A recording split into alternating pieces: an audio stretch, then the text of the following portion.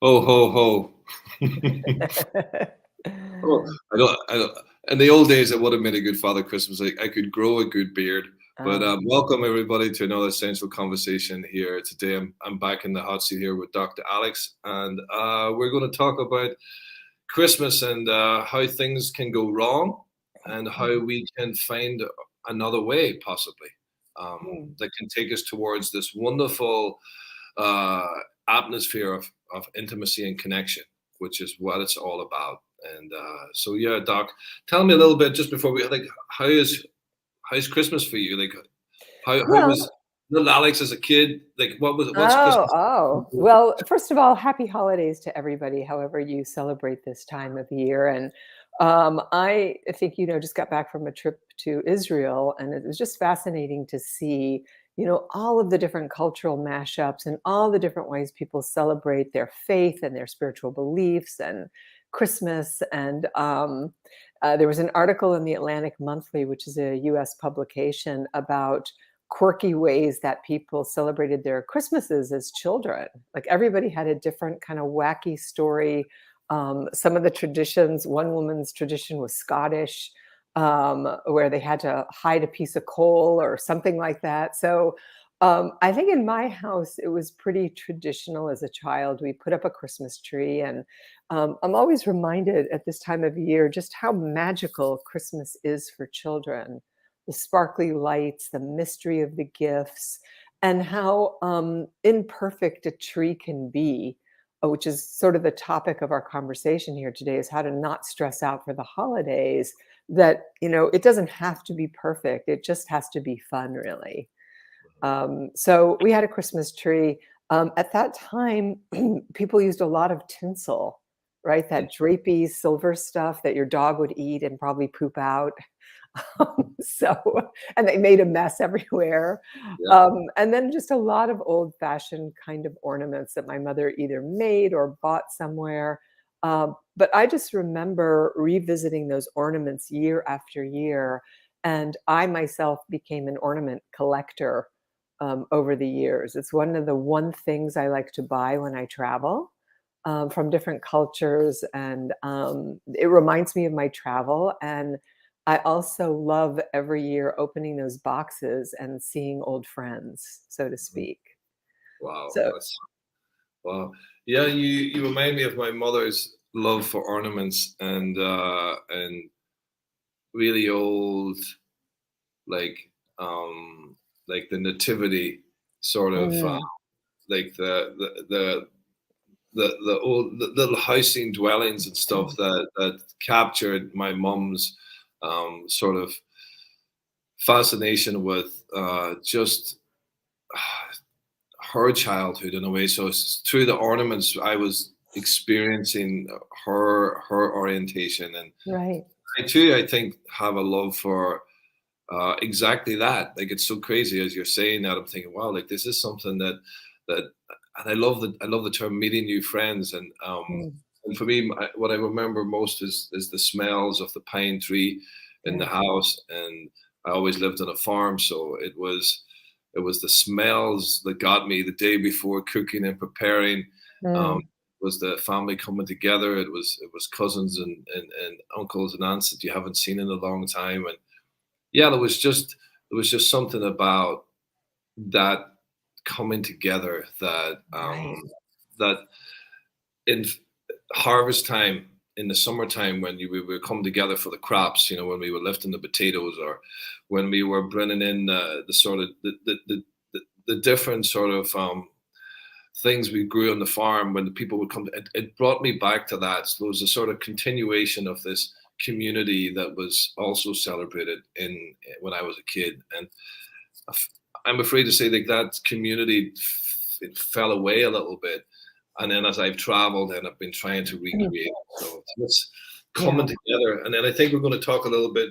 I think maybe we can move into this right now. Is what starts to happen, or maybe what starts to go wrong when we come together, and these expectations and sort of you use the word perfect. This quest for the perfect Christmas. Yeah. Well, I mean, you touched on some really meaningful things, that these things like the harvest or Christmas mark time. And as we get older, these traditions change. Like both of my parents have passed away, and they were the ones who did all the cooking and preparing and organizing. And that's why it seems so magical, because these things were magically kind of showing up because the adults were doing all the work, and now we're the adults. And so we're backstage and we see how stressful it is and how much work it is. And this is where I think couples can start to argue during the holidays because they want to have this perfect family experience. And because of all of the jockeying that goes along, especially if you have in-laws in the mix and young children and other stressors, they start to impede on this atmosphere of, holiday cheer. It starts to become holiday fear. So how could you make your holiday different this year was the question I think you and I came up with. Is what if you and your partner decided to make a pact today, like right now? Today is the 9th of December. Before we get too much into the thick of it, how can you sit down with each other and say, look, we're not going to take our aggravation personally. We're going to do our best to be kind with each other and give each other the benefit of the doubt. And let's call a truce, no bickering this month. We can sit down and talk to each other if something's going sideways, but we're not going to start attacking each other and creating tension in the family. And then the kids feel that. And we're just kind of generally miserable, right? It's not ho, ho, ho. It's I want to go, go, go. I want to get out of here. So that's really sort of the premise of, what we thought about this conversation should be. Yeah, like today was I took my daughter to see Santi for the first time. Oh, wow.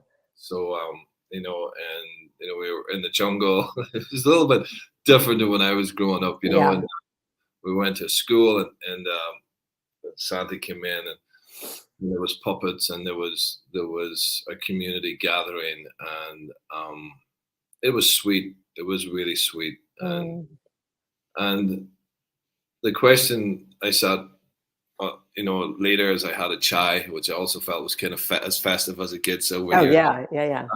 And I said to my wife, how can we maintain the sweetness that I'm experiencing right now for the rest of it? Like this is what it is. It's my daughter's first time. She's 4. So it's her first time she can really she's been looking forward to Christmas to come in and the symbolism of that, and so so let's not get too, we were going to plan this big party and we're going to do all this food and stuff.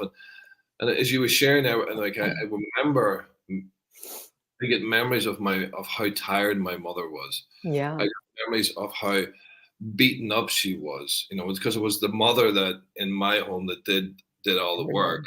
Sometimes my dad might come in drunk over the Christmas and it was my mom that did it, and I was thinking like how can we not lose sight of the sweetness that we can have between ourselves and then really allow my daughter to dwell in that space between us and grow there as she is in this awe and mystery. It's like she's in the myth. She's because I think myths live in us, as Joseph Campbell would say. They're like they're in our. They help us connect to nature. They help us connect with ourselves. So that was something that I was talking with my wife today. How can we allow the sweetness and the bliss of this myth be of importance, and how not to lose sight of that? Well, I just want to highlight that when children are 4 and 5 years old, those are the ages of magical thinking. When they have imaginary friends and they talk to themselves and they see things we don't see. If an adult were doing that, we would consider they were psychotic. But it's a wildly imaginative time. And I think that's why you're seeing how precious it is and how you want to support that and steward that so that she can, travel all over the universe in her little imagination.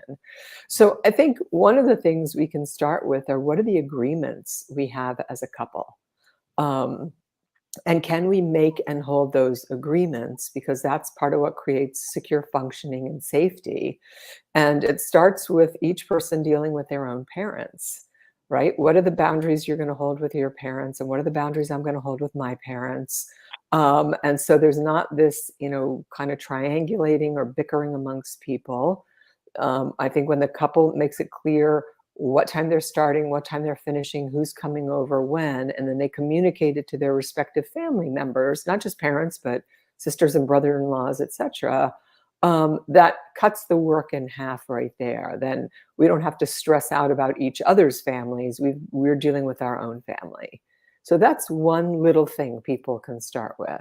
Yeah, that's a great idea. And then I think of the selfless mothers who, on one hand, and the over adapted and the Mhm. rescuers, and the ones who, on one hand, this is the playground or the place where they imagine they're going to get fed, but they end up feeling so poverty stricken with the overextension. So I think this is really Right. important to speak out. Because, again, like I'm from Ireland, and this is not just an Irish thing; it's a worldwide thing. This I agree. where men and women, I had to work through this, and I still have to keep maintaining this overextension, this overcompensation, overdoing it. And I think Yeah. this overdoing, I had a recent experience for the first time in my family history. We did a potluck when I was home. I went to Portugal. Sorry, guys, we didn't have a podcast last month. Mm. And then I pulled into Ireland on the way back, and I said, I would love to have a gathering. Instead of me and my mom are cooking this big meal, let's everybody bring something. Yes. And Yeah. it was beautiful. And Of everybody said course. this, like, we're not just, like, we feel part of it because we were bringing something. Right. And this was a foreign thing to my, like, sort of intimate family, although it's Right. something I've done my whole life, but I brought it in and it was beautiful. So Yeah. so I lessened my pressure and my strain. So I love what you were saying. And how That's can great. we how can we allow others, how can we, I suppose this isn't the old fashioned saying, but how could we have this belief that I'm okay and you're okay and you can take care of yourself and I can Right. take care of myself? What would, like, how radical that is? Yes, because I think you're right. I think women especially can get into this hero position. There are Mhm. benefits to being a hero. Everybody loves you and you're superwoman and you're doing everything. But the shadow side of that is I'm exhausted. I feel used. Nobody cares about me. Nobody loves me. So it can be a martyr position. That's right. So asking for help, getting creative like that. One of the things in that Atlantic article was that a family had a potluck and they said to their friends that came over, bring whatever your favorite food is. So they didn't even organize it according to, so you could bring cheese sticks or peppermint patties or a turkey. It didn't matter. It was just everybody bringing their favorite food. So that might be a little haphazard for some. For others, you might ask somebody to bring a salad, somebody to bring a meat, somebody to bring a dessert, etc. But that really takes a lot of pressure off of the household that is sponsoring the potluck. And that way you can spend more time if you want to on making your house look festive or getting firewood or wherever in the world you are, what your traditions are. And then it also gives the people that are coming a sense, like you said, of belonging, that they're participating. They're not just passive recipients of a Christmas or holiday experience, that they've contributed. And that gives all of us a sense of pride or like we matter. So Yeah, I love that that. is a creative thing to do. And this is another Irish European creative thing to do that I loved indulging in, and I haven't done in about, well, maybe 10 years. And where everyone would come to the house with 1, 2, 3, or 4 bottles of wine, and there would be like a massive big pot where they would make glühwein, which would be a Oh, mixture of brandy and wine and herbs and spices, and mhm. everyone would come and just pour their bottles into the big pot. So Wow. everybody would be coming in, and it's like it gets drunk pretty quickly. I'll Uh, bet. and with honey and all sorts of yummy things. And Mhm. it was just like, yeah, like that me contribute to the pot. Let me come in and contribute to this cocktail of togetherness. Right. Of course, you're getting a little bit of a wiggle going on and a little bit of herbal nourishment as well with all the Mhm. different herbs. But that was I think that's a German Austrian tradition that the Irish did not need to work too hard to adapt Right. to that. Yes. I think many countries have that. Sweden has something like that also. We have, hot apple cider with alcohol in it too. So Wherever it's cold, people have invented spicy holiday alcoholic drinks. So along those lines, deciding where you're going to have Christmas Eve, deciding where you're going to have Christmas Day, those are things that you want to decide ahead of time, like today, now, this weekend, talk about it, organize it. So it's not a last minute scramble, because that creates more agitation and more bickering. Yeah, And then anything you can prepare in advance. If you're going to get a holiday tree, if you're going to celebrate New Year's Eve and New Year's Day, what are you doing? Be intentional about your holiday. And when you do that, then it's the little things that start to bring you joy and ease. And, these flowers behind me are just chrysanthemums and carnations. Carnations are sort of a funky flower that nobody likes. Everybody hates them. But they're really beautiful red color. And so I brought them home and I thought, wow, these are so pretty. This was so simple. They'll last a long time because it's cool. And that in and of itself, just a little bit of red and white makes it feel festive. And it that's not a does. huge effort. It takes 10 minutes, really. So think about those things that you can all bring into your home without going overboard or feeling extensive pressure. Talking about pressure, this is something that's come up in my groups a lot. It was even I spoke to someone when I was in one of my reset programs in where we do residential work in Portugal as well for people dealing with trauma and relational conflict and whatnot. And one of the conversations we had there, and we had about 4 or 5 people share the same thing this week, is like this dynamic around pleasing family, extended family members, like, and being in this kerfuffle around how to, like the dynamic that I saw that's being presented is just, yeah, the either the parents really struggling to choose which sibling to go to because of the other siblings, sort of feeling jealous or whatever, Mhm. um, or the sons and daughters struggling to choose which parent to be able to spend Christmas or New Year's or Christmas Eve or whatever. And there's just like this sort of frozenness that I was meeting with people trying to please other people, Right. and this the real struggle with that, and the sort of the impossibility of being able to please everybody, and just getting stuck and laid down with that, even before we get close to Christmas, just burdened by that in a way. And like, I'm Yeah. curious, have you come across this, Oh, and what? sure. That's very, very anxiety provoking, especially when you're an adult and you have divorced parents, and you have to split up your day. It's really there's a bittersweetness. There's sort of a sadness to it because it brings back the acrimony or the split up family. So this is why I think um, people have to get quiet, whether you're single or you're in a relationship, and ask yourself, what do I need? And what does my family need? My family of procreation, not my family of origin. What does my spouse and my child need? Or if I'm single, what do I need? What's going to make me feel good? And so this is where boundaries comes into play, knowing that, if you go to your father's house and he's still drinking, that you're only going to stay for 2 hours and then leave, and that you set these hard time boundaries. And if you can't adhere to them, you call someone that you know and ask them to call you at 2 hours to help you get out of there, or make other plans to be at someone else's house. Sometimes, when you've got parents who have custody of children and there's a separation, you have to decide, can you all be together on Christmas morning? Then you separate, and who's together Christmas Eve, who's together Christmas night. These are all things that have to be worked out. And yes, people are going to be disappointed. And you have to be careful about caretaking to everybody's disappointment, because life is about disappointments. It's not perfect. And we're not 4 years old like your daughter, where it's all perfect in a fairy tale. We're adults now, and we see what really goes on. So there is, some grief and loss in what you're saying, Nigel, about our happily ever after story in our lives, in our families, in our relationships. and that there really is no Santa Claus, that it's up to us to make our holidays what we want them. So we experience some joy and beauty in them.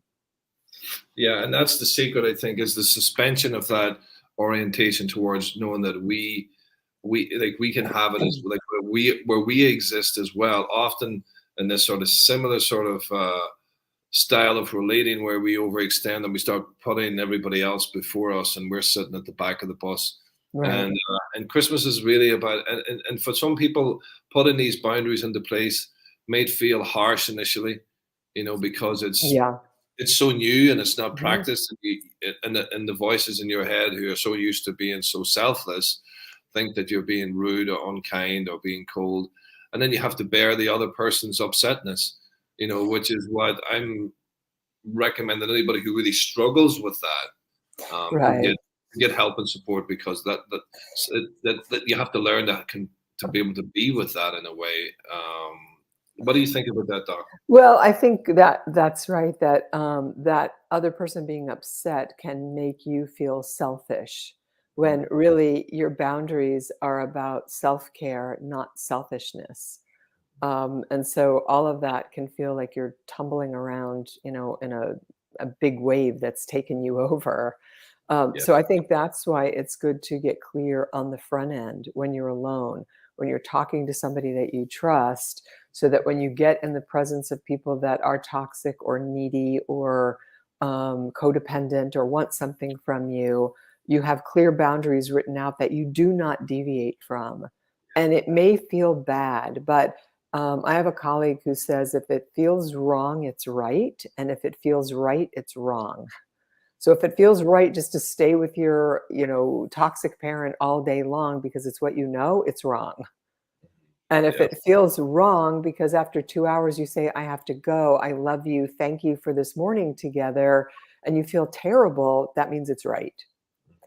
These are for new boundary setters, obviously. Exactly. I like that. So having a plan and sticking with your plan, whether it's about agreements in a coupleship or which parent you're going to see or how you're going to manage custody with your kids on these days, or what your financial budget is as a family and that you're going to stay to it, all of that makes a big difference in how smoothly you sail through the holidays.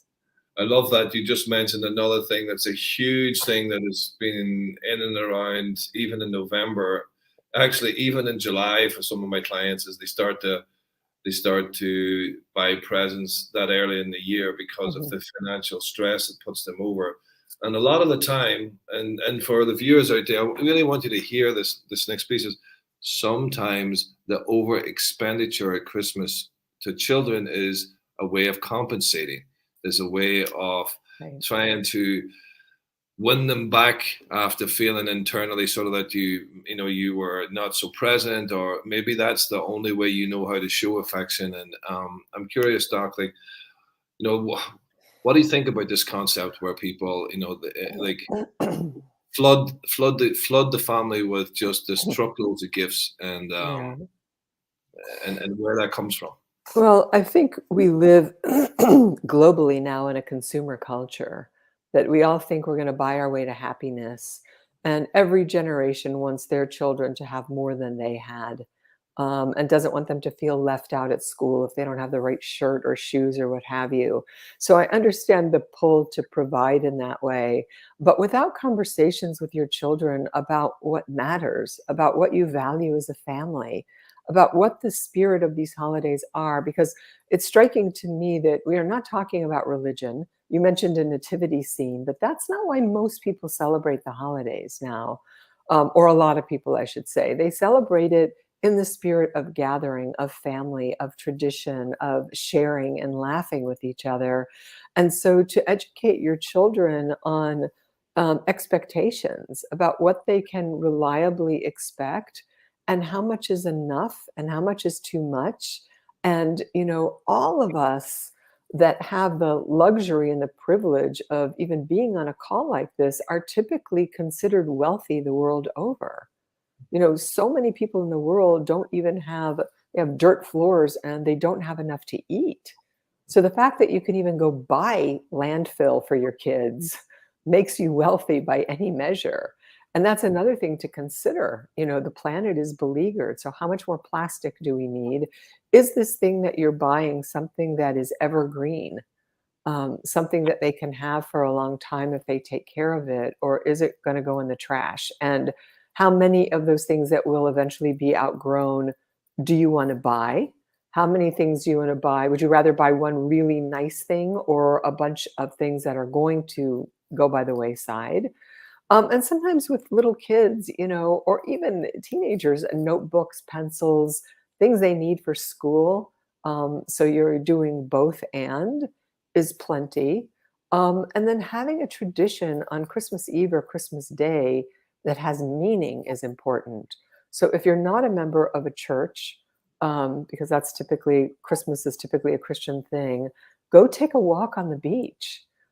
Give gratitude in a blessing circle. Give service during the Christmas holidays to the homeless or a pet shelter or something, so that your children start to understand that meaning and giving and receiving comes in very different ways than just consuming.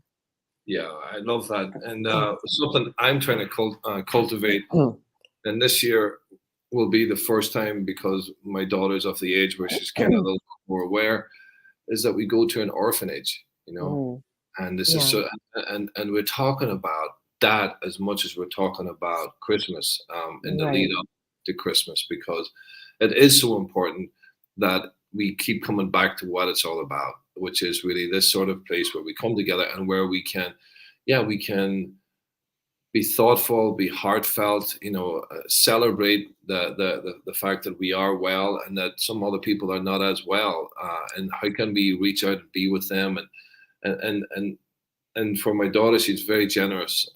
She takes that. Her mom and dad's quite generous as well, but she also gets lost in the distraction of toys and whatnot. So Oh, of course.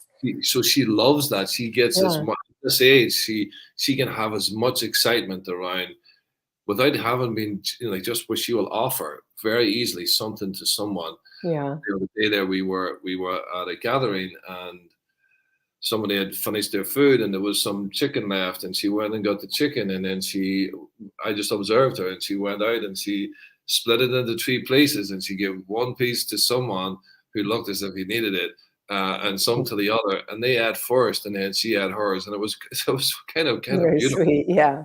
Yeah, Yes. So just see that this is, Christmas is about the Christ consciousness of, care, compassion, sacrifice, giving, receiving. And if Santa used to come to your house but doesn't anymore because your kids are older, how do you handle that? Because if you have these traditions in place when they're little, then as they age and Santa falls away, then you're going to redefine your holiday yet again about what do we do on these days, besides exchange gifts. Because so many people have what they want, at a click of a mouse now, that rarely, there was a time when people waited to get a new pair of shoes at Christmas or a winter coat. And now we just buy what we want when we want it. So, what is the meaning that you make of it? And is Christmas Day any different than any other day? Because that's all again about the meaning that we make of something. yeah. It's like a lot of people, they hear them say it's just another day. I just get over the day and it's fine, and Right. how to make it not just another day. And another thing I heard in one of our groups, which we kind of do as a family as well, but the way this woman put it was beautiful. It was like, for a family to start to think about rituals that you do together around festive times. Like, for example, and the orientation is like, let's say, for example, on New Year's Eve or Christmas morning, you do a 1,000-piece puzzle together as a Mhm. family. Yeah.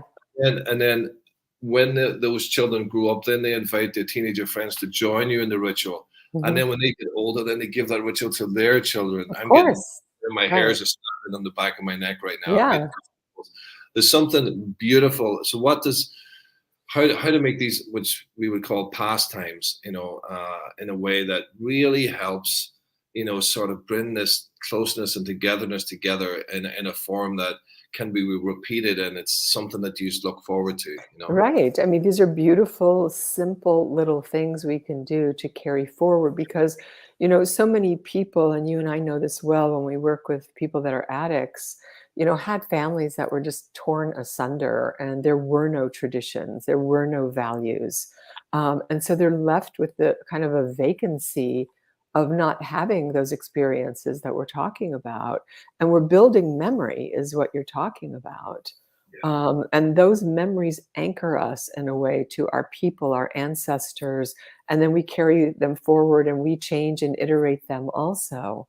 So our children are very, very impressionable. And so, what impressions of these holidays do you want to leave them with? I mean, I know that I've done things that I didn't really want to do. Like have a part, like people over on Christmas Eve and cooking all day, like you're talking about, because I knew I was making memories for the young people. It wasn't about me at all. I didn't need all of that, but they will remember that. Or that we always, go to the beach on Christmas Day or New Year's Day, or we always take a hike on one of those days. A lot of families go to movies on Christmas Day, or get movies. So anything, the puzzle is a beautiful idea. Christmas Eve is a fun time to read and tell stories, especially to small children, like the Nutcracker Suite or some classic Santa story. So all of these things are simple. They don't cost you a lot. They create meaning, for yourself in addition to your kids. And you're cultivating also a consciousness of Christmas, not just a consumer idea about it, where it just becomes backbreaking and expensive, and then you resent it. And even with couples, do you give each other's gifts? And if not, why not? And it's okay if you don't. And maybe you want to agree to save money so that you can take a fun trip in the spring or the summer. That's your Christmas gift. So you get to configure it any way you want to, without the pressures of what other people think. I love that you're talking about this, and it's I think this is something that I really want us to kind of really explore today. And I was sitting, I was on my lunch break today, and I was thinking about this old, I forget what you used to call it, but there was this calendar that we used to open as children, which each day Advent calendars. Yeah, that's the. But how could it be called an intimacy calendar for the couple to start? As you say, start from today, and let's make these agreements or these sort of put into place these healthy boundaries so we're not so stressed. I'm curious about the new intimacy calendar that you could start to update or develop as you move towards this time, and where it can be about this kindness, empathy, affection, sort of love dates, pleasure meetings, to talk about that and design something like that as a couple. Well, I would say that that's a really great idea. And, people could do this starting today or tomorrow, December 9th through just the first of the year, really. And just kind of make a list of all those days and what is the theme for each day. Right? Like tomorrow is kindness. Sunday is service. So if I normally go to the grocery store, maybe you'll go for me, or you will pick up the kids, several times this week when you typically don't. So kindness, service, support, things like that. I'm sure people could come up with, whatever that would be, like 3 weeks worth of words, and then an action they're going to take to support that word, right? And that requires work. That's as much work as having to go get gifts and wrap them and hide them so nobody knows that Santa's in the house and all of that. So it's not easy to make a relationship work on any day of the week. And the more intentional we are, the better it is. And the more fun Christmas might be for the adults also, because they're connecting with each other, that they've got this little game going in the background of connection with each other, or maintaining sweetness, as you said, that doesn't have to be sexual. It's just about staying connected, and not taking your frustrations out on each other. Yeah, I feel like if I always kind of through my work and just my own sort of goofiness as a being and as a therapist, I see a lot of stuff as symbols and just just that atmosphere of kindness and sweetness and like, why are we here if we can't start to look at what abstracts that or stunts that from happening? Because we can, and it's not about living in the life with rose tinted goggles. It's like, but we're coming into a time of year where we can be intentional and we can have a sense of agency to want to look back on the year and say, hey, you know what, maybe we're drifting a little bit apart. Maybe I need to put a bit of effort in here. I'm speaking to the men out there as well, where let's not get complacent. That's okay. Again, I love this, and this may sound sexual, but let's penetrate our partners with our intentionality, with our vulnerability, with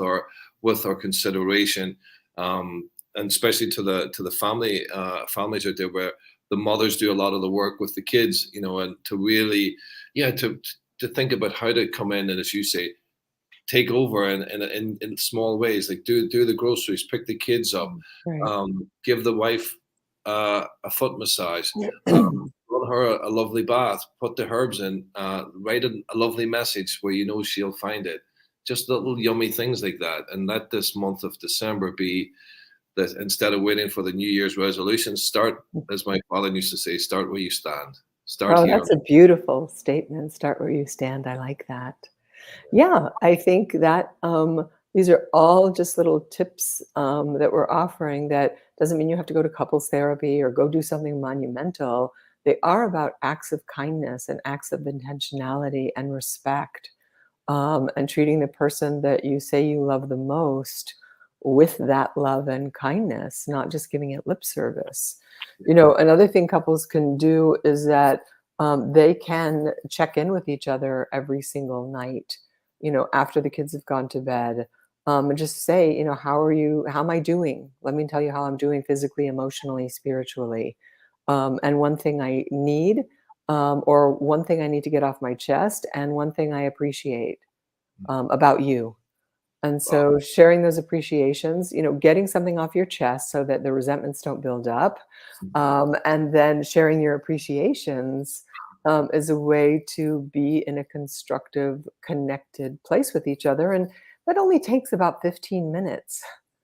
I love that. I love how you pair them together. It's like, it's like I can come in with the truth that sometimes may be for some hard, just a little bit edgy, and then you come in with the celebration of the other to kind of like, I'm not saying it's like healing balm, but it's needed. We need both. We need to be told when we're how we're impacting another person, and we need to be told how we're, which I love. I love that stroke economy in a relationship where we stroke each other.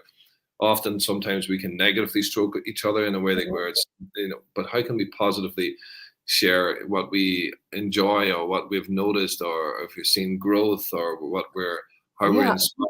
I think it's crucial. We all want that. And we're all quick to say, you didn't do this or you didn't do that. So the tone of voice that we use, the words that we use, I can say, oh, shit, my husband didn't take the trash out, and the trash, it gets picked up today, right? And I can just be all angry and bitchy about that. Or I could be curious and say, I thought we talked about you taking the trash out, and what happened? And he might say, oh, I'm going to do it in the morning, or I did think about it, or I forgot. Okay, it's not the end of the world, right? But the way in which we talk to each other makes a difference between what kind of relationship we have and what we don't. And stating one appreciation, and these appreciations, I think it's important to state the obvious, like, thank you for going to the grocery store, or thank you for taking the trash out. It doesn't have to be some, again, gigantic accomplishment. But it can also be, thank you for earning money for our family. Yeah. I see how hard you work. I appreciate that, as opposed to, why aren't you making more? Or, you're lazy, or whatever other, terrible things we can say to each other. Because we all say bad things, where none of us are immune from that. I love what you just said. Like that's so like thank you for for making money. For like state the obvious again and Right. again Yeah. because one of the things I have another group it's that I'm in. It's about how to transform type A male behavior and female behavior. So what is that? That's helping people move out of free floating hostility. So agitation, Mhm. irritation, Yeah. anger, and impatience. Which by all means, there's heap teaspoonfuls of that dished out over the Christmas in most families. Yes. The remedy for that is affection, empathy, and Appreciation. appreciation. So like Yeah. because when we're in that hostile sort of free floating agitation and irritation, Hmm. affection doesn't exist in the mind of that person in those moments. And No. the remedy and some of that like moments to state the obvious in a way, it's just like I'll give you an example. Like I'm a little bit I'm not late for work. I'm like buzzing a little bit and I'm skipping through traffic on my motorbike and I'm Mm. maybe going a little bit faster than I'm supposed to. And then there's my wife who's coming unexpectedly the other way and she Oh. blows me a kiss. Wow. And I take it in, and Uh-huh. boom, the rev goes down, and I'm like, wow, like Yeah. I'm impacted. I Of let it in. course. I let it matter, and Right. not in that. That I'm not. also, by the way, modulates the testosterone Yeah, that could have you getting hurt badly. That would be really irresponsible, towards her and your child, totally, right? totally. And So, I mean, this was just a moment where if we can let it in, yeah. and that was my wife could have just like she could have simply not seen me, or she could have seen me and given me a handshake, but she chose to just do that little gesture. Hmm. And just by the way, folks, I always bring in the positive stuffs about me and my relationship. Well, we have our ups and downs, just Of like everybody course. Right. just wanted to preference that. But I was just like how important it is for our systems to have these moments where we share something like that that helps someone feel wow, like I'm seen, I'm heard. Like the little one in us needs to know that, you know. Right. Right. And I think, it's important to remember that my colleague Stan Tatkin says we're all high maintenance, all of us, and we can all be jerks, all of Yeah. us. So these are aspirational things. When we're jerks, it's important to apologize and say, I'm sorry. And it's important to take that in when somebody does apologize so that you're repairing quickly. So if you don't have each other's back in the relationship and you're not tending to each other, then your holiday is going to be a mess because you are the executive system, as some old family therapist used to say. I don't remember what system that was, maybe you do, Nigel, but it was from family systems therapy that the couple, the parents, are the executive system. And so if the executives aren't working well together, the staff members are going to be a mess. Yeah, So well, whatever you do is reflected in your family. exactly. It's like I love that. I love family systems, and I love that philosophy, and I love that the this sort of ecosystem that the parents' state of well-being or connectivity to themselves or their ability to be intimate with one another affects everything else in the ecosystem that's around them. And if Mhm. you can move a few degrees towards closeness, a few degrees towards vulnerability, a few degrees towards seeing and recognizing the other person, maybe even celebrating some of the things, it affects and ripples through the whole house, through the whole. It's felt, Right.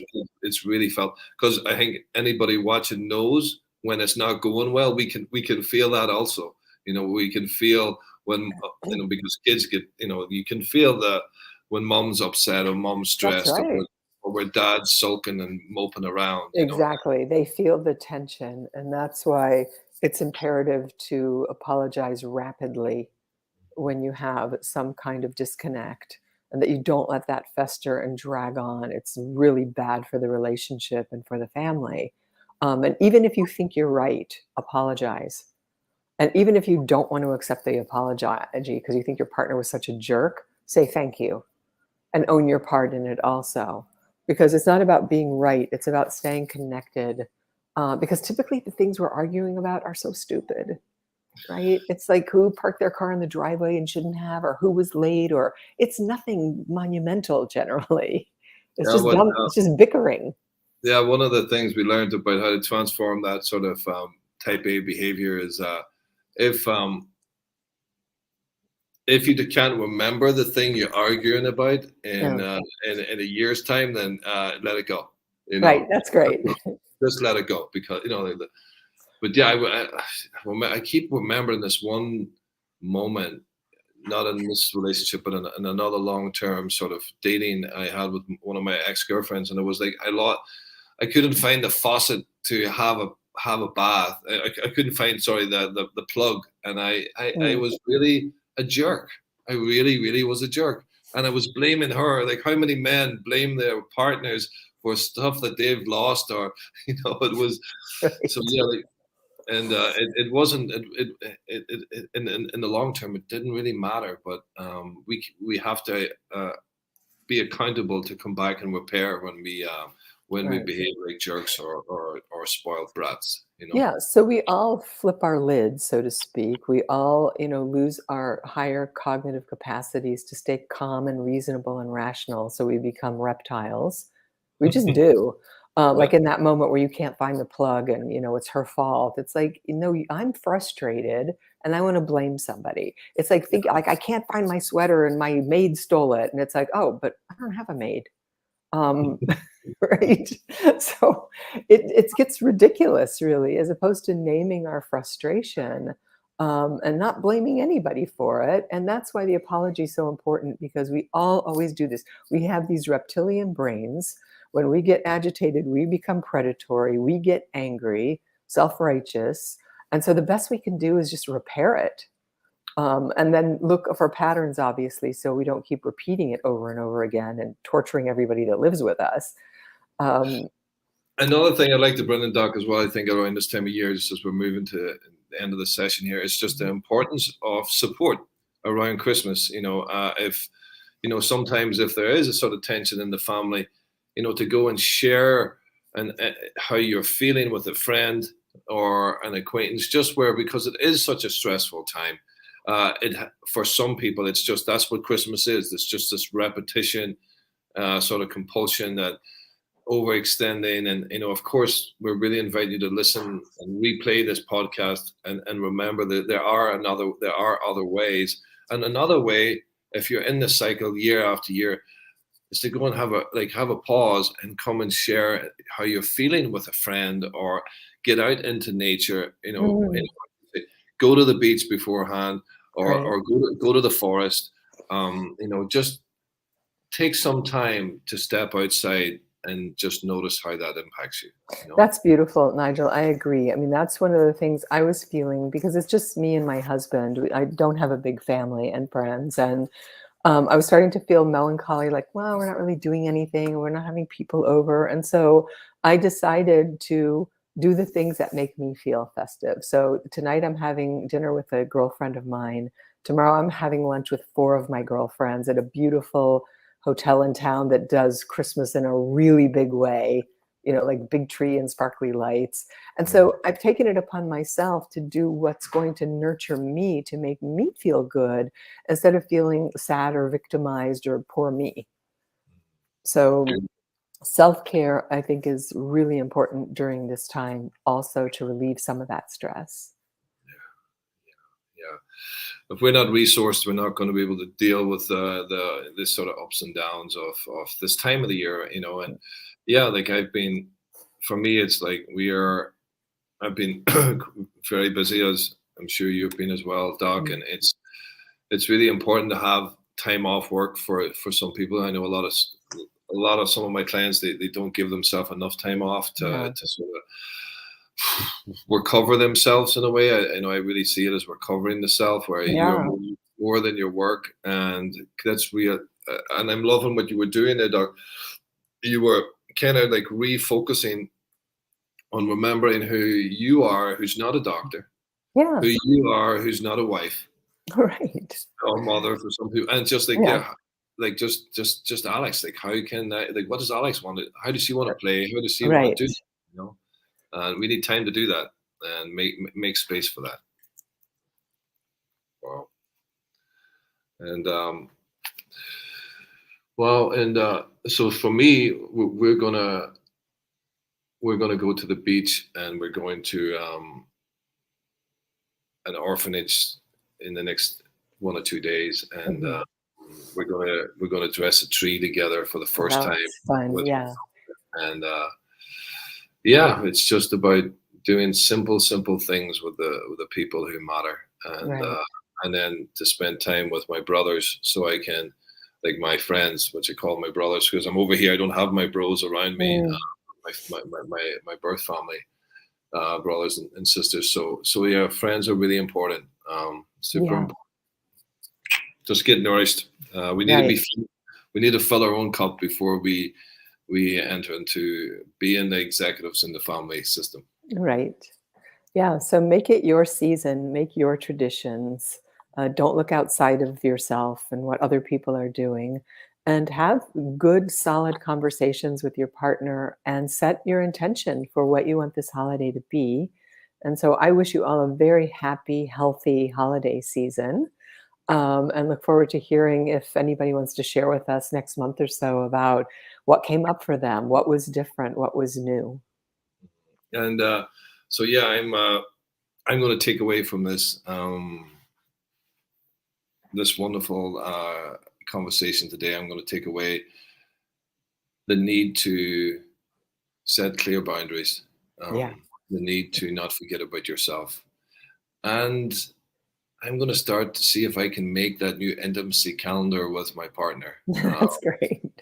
And cut it out together, and and have it on display, because I want that space between us to be seen and celebrated. So the symbolism of that.